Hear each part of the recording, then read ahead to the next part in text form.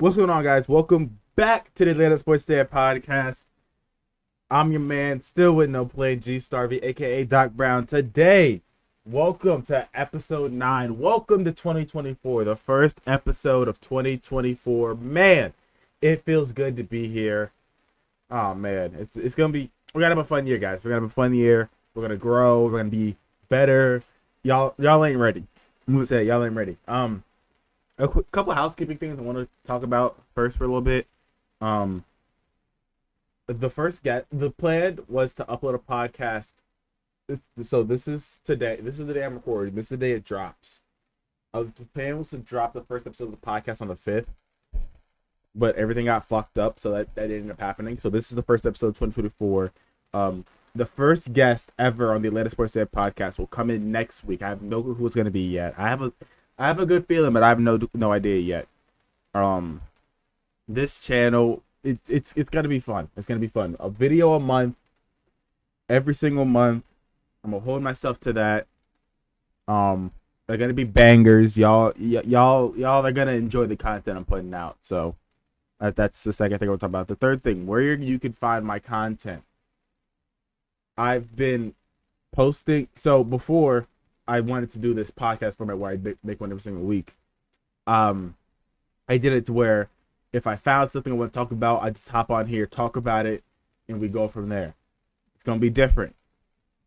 I have a Facebook page, Atlanta Sports Dad. That is the page I'm gonna be putting all my writings on. Right? If I have an opinion on something and I want to write about it, you can find it there.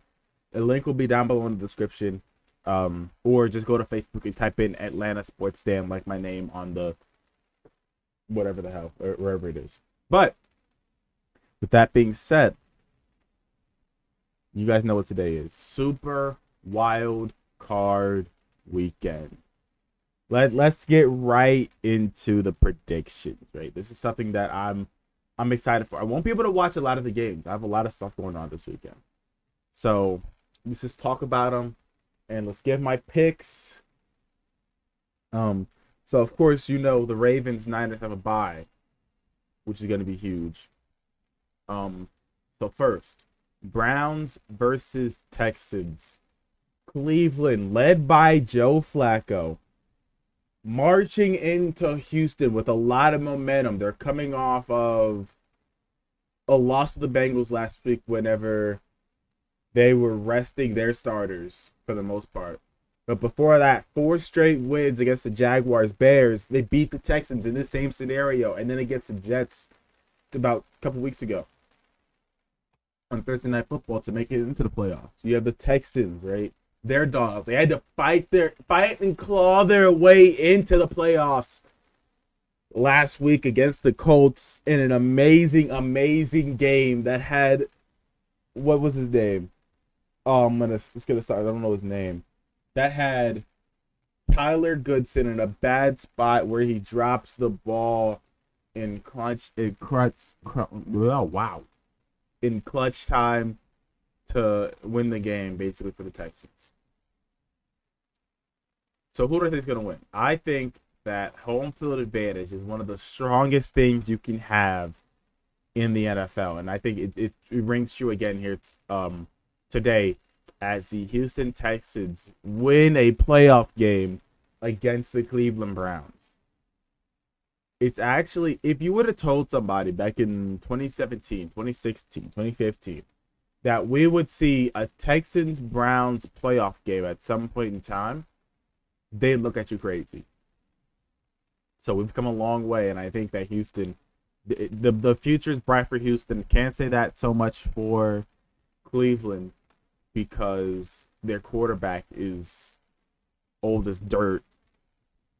But if they are all in on Deshaun Watson and they continue to get him better and he balls out, hey man, you never know where things could take you. The 8 o'clock game, that game's on I think NBC, by the way. The game probably of the game one of the games of the week.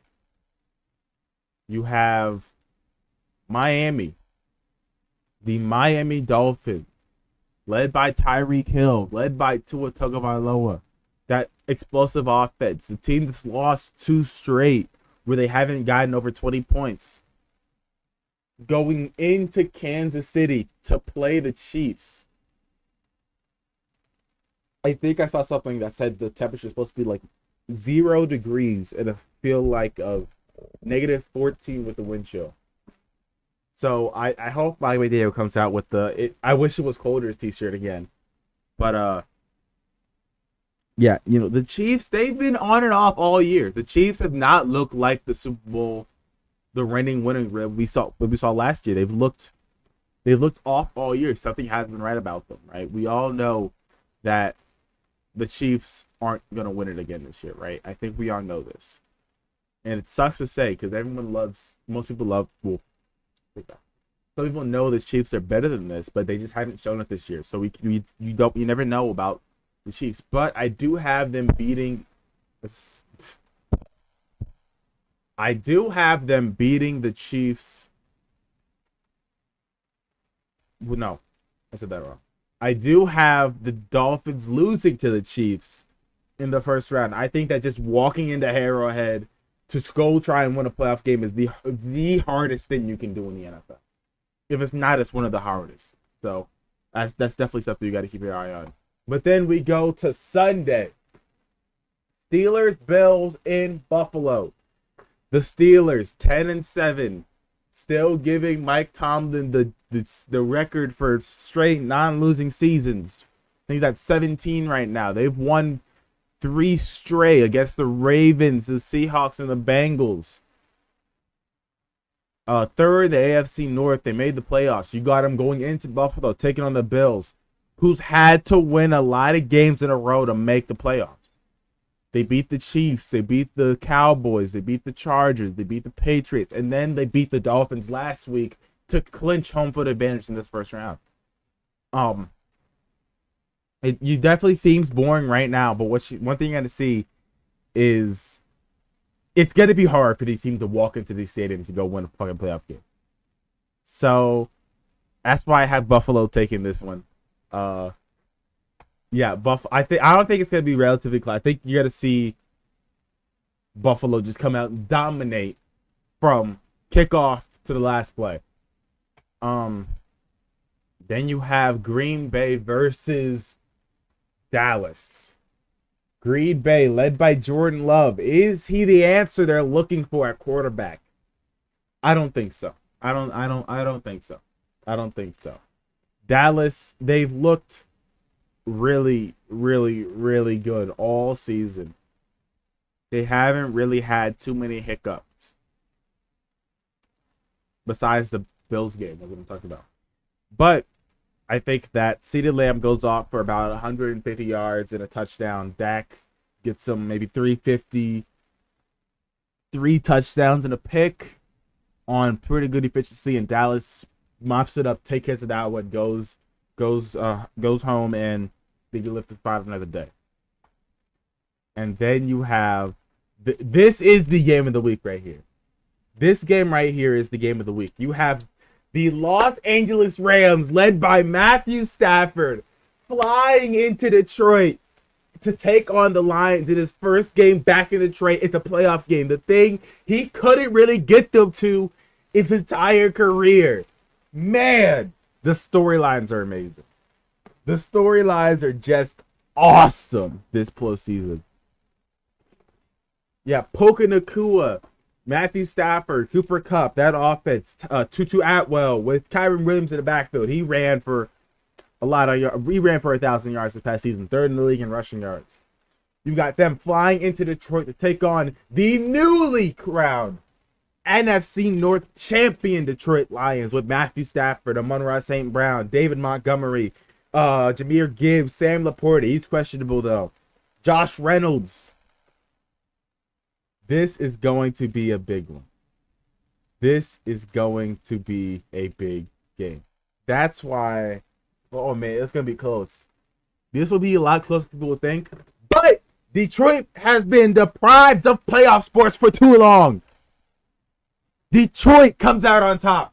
Wins the playoff game. Some people, they can finally send the Detroit Lions Win a playoff game, Tex. It's been so long. They've never been able to do it. They're going to be able to do it tomorrow.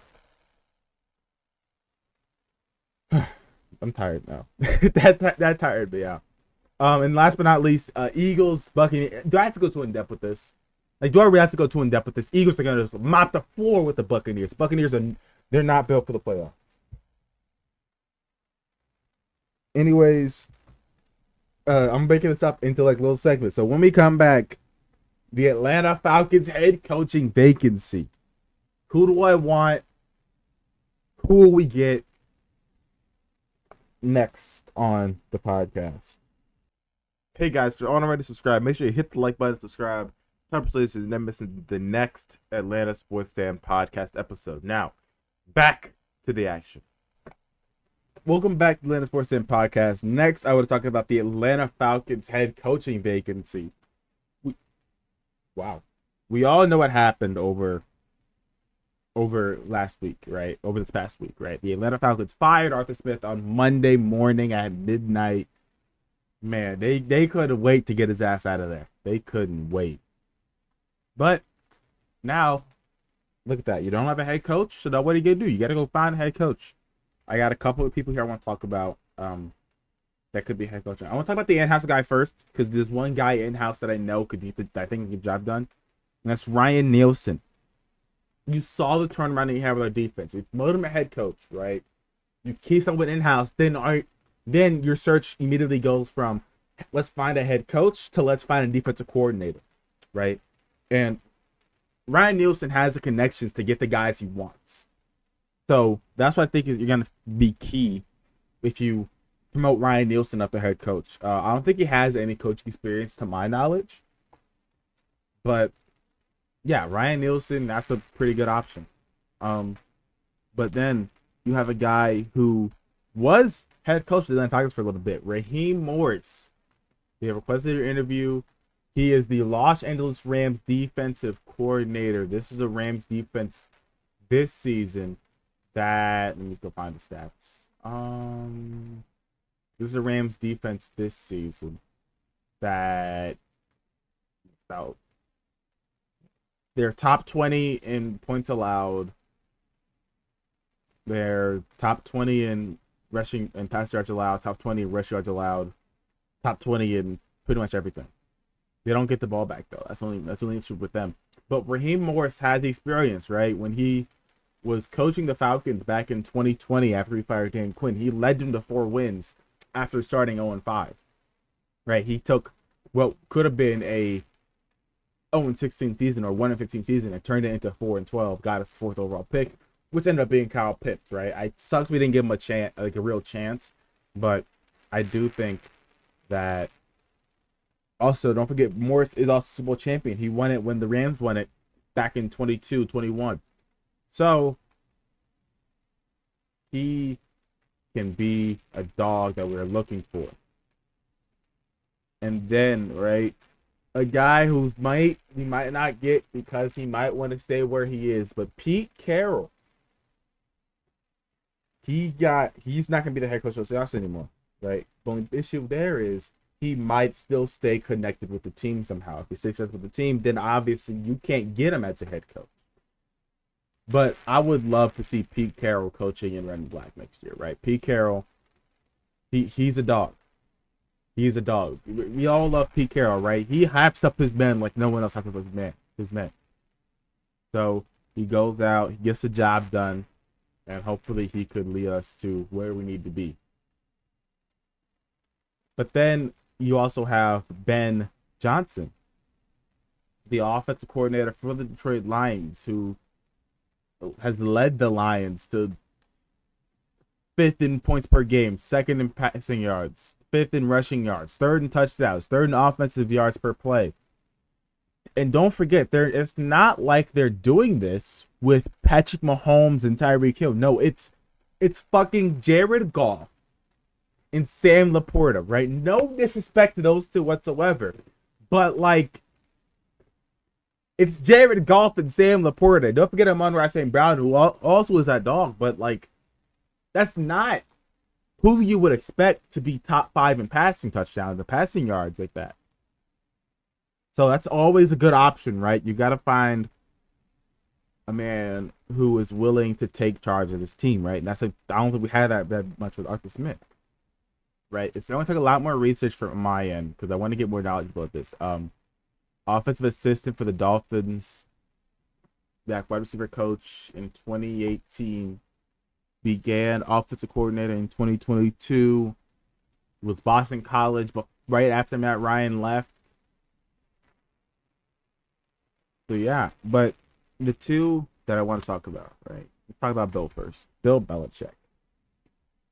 Man, if the Falcons get Bill Belichick, his culture would directly clash with the culture Arthur Smith built here for the past 3 years, and would also directly clash with what the city of Atlanta is, right? Atlanta is this vibrant city that pops out every single time, and that's just not what Bill Belichick is. You know who Bill is.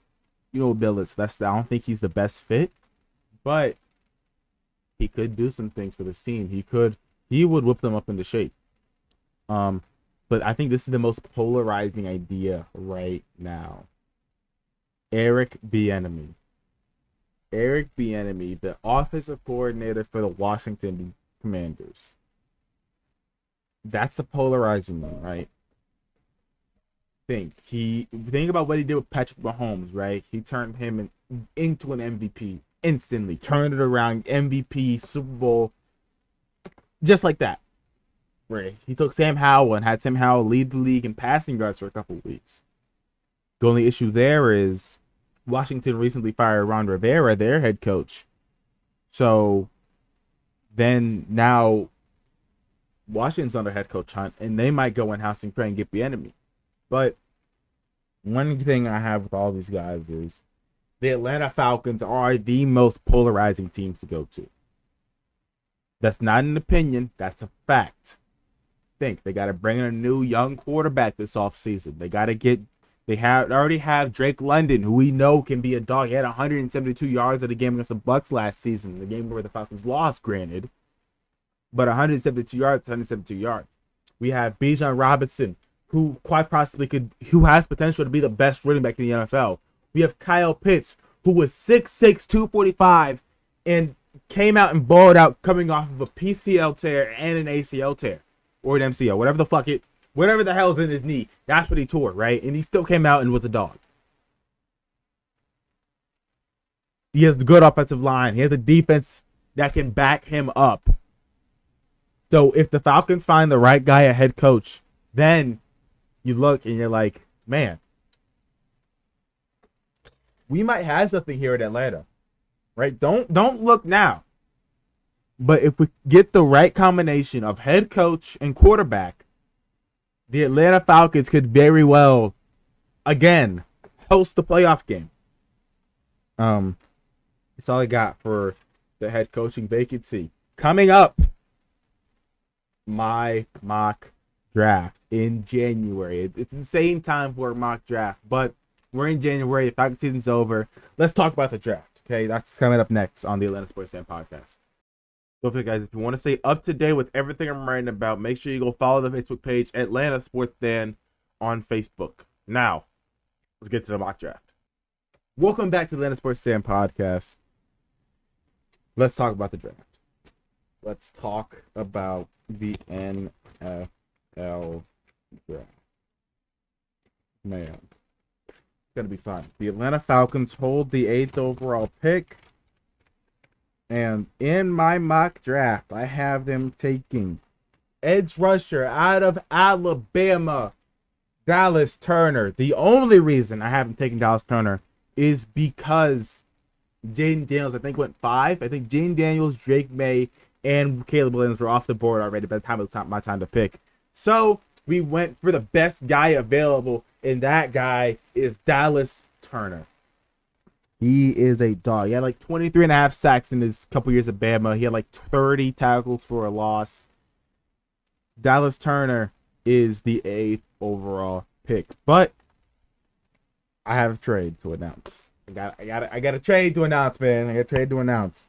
Atlanta Falcons trade pick number 79 and 109 to Arizona for pick number 35 in the 2025 fourth round pick. I did this because there was a guy I wanted. I didn't know if it was going to fall all the way down to 43, but there was a guy I wanted out of Penn State who I've been watching film on recently. And the more I watch film on him, the more I like. Cornerback out of Penn State, Kalen King. That boy nice. That boy nice. Kalen King. Kalen King is a guy who I didn't really know, right? But the first mock draft I ever did, he fell. So I watched some of his film. Kalen King, he's a dog, right? You take Kalen King, put him on the field with AJ, Clark Phillips, JB, and pair him up with another safety. You know, you also have DeMarco Hellams, right? Plus, there might be another safety coming in the draft later. But take that, put him back there. You have one of the best secondaries in the league, right? You have Aiden Terrell's an All-Pro, Clark Phillips, who balled out on the back half of last year, JB, who's an All-Pro,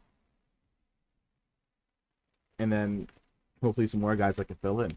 But if you notice, I did not trade 43, and there's a reason for that. This man drops the 43.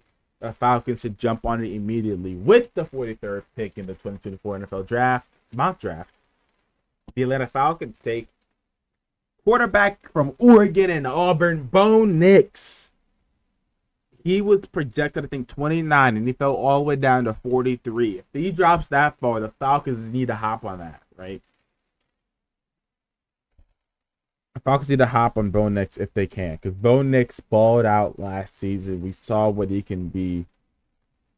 So give him the weapons we have here at Atlanta, and I think he's going to be something special in the league. Then in round 3, with pick 74, I took safety out of Georgia, Javon Bullard. We're getting to the point where I don't really know these guys, not because they're no names, but because I don't watch much football like that. But yeah, Javon Bullard gets picked 3rd round, pick 74. Don't forget, we traded away our 4th round pick for 35, so we jump to the 5th round where we take Jalen McMillan, wide receiver out of Washington. That's going to be another receiving threat for Bo Nix or whoever we have at quarterback to just bomb the ball down the field to. Right? You're going to have Drake London. You're going to have Bijan, Algier, CP, KP. You need another one. So we get Jalen McMillan. He's going to come out. He's going to ball out. And he's going to do his goddamn thing. And then round 6, pick 202, defensive lineman Dwayne Carter. Pair that up with Grady Jarrett, Onyemata. If one of them gets tired, bring in Dwayne Carter. He does his thing when they're healthy, bring them back off. And that's the draft. Paper drop. So, thank y'all for watching. First guest comes on next week. It'll be a longer episode. It'll be a way longer episode. I thought, so on my paper I wrote like it was supposed to take about 20 minutes to get through the talking about the sports or the head coach. It took like 5. So that's where we are right now. But thank y'all for watching. Hit the like button, subscribe, turn on post notifications. Follow the Facebook page, link down below in the description. And I'll see you boys next week with another episode of the podcast. Peace.